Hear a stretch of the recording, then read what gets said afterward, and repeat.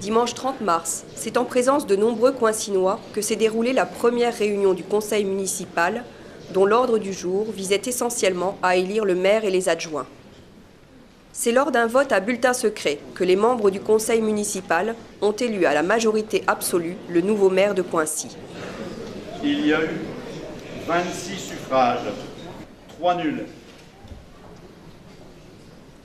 et 23 pour M. Ego. La majorité absolue étant de 14, vu les résultats, M. Claude Ego est proclamé maire de Coincy et est immédiatement installé.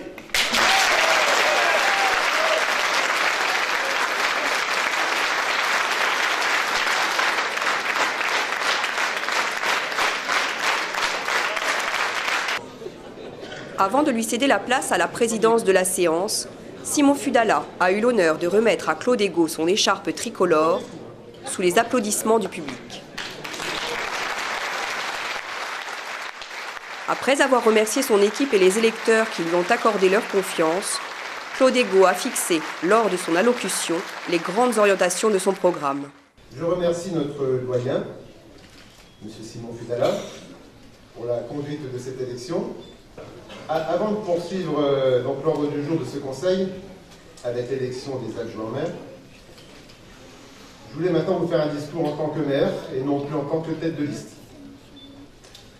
Ne l'ayant pas cité dans mon discours de dimanche soir, ni d'ailleurs dans celui de tout à l'heure, je voulais ici remercier la personne qui est finalement à l'origine de mon élection en tant que maire, aujourd'hui, puisque c'est elle qui m'a incité à m'engager dans le monde associatif de la protection de l'environnement, ce qui m'a conduit à devenir élu et adjoint au maire, avant d'être élu maire par vous aujourd'hui. Il s'agit bien sûr de mon épouse, et je lui dis merci.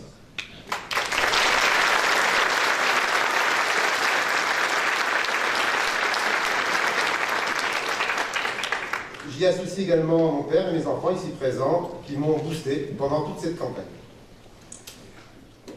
Je voulais maintenant aborder les grandes orientations du changement que nous avons proposé à travers notre programme électoral et que nous allons engager.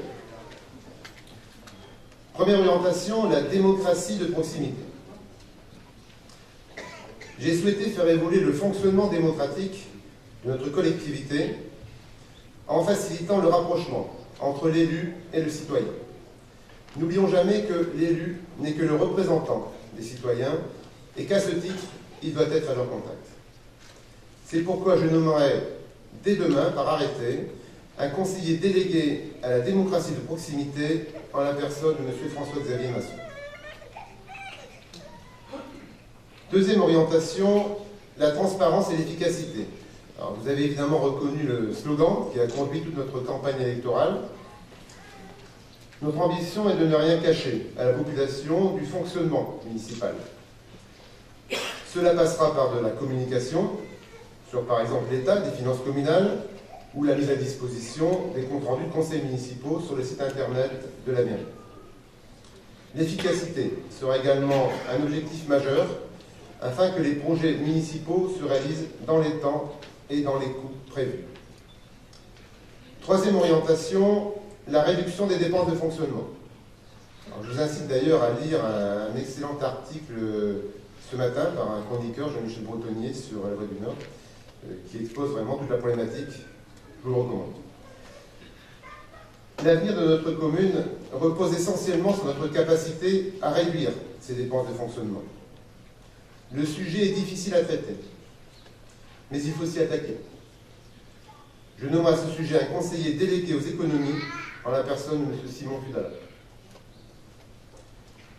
Quatrième orientation, redynamiser la commune.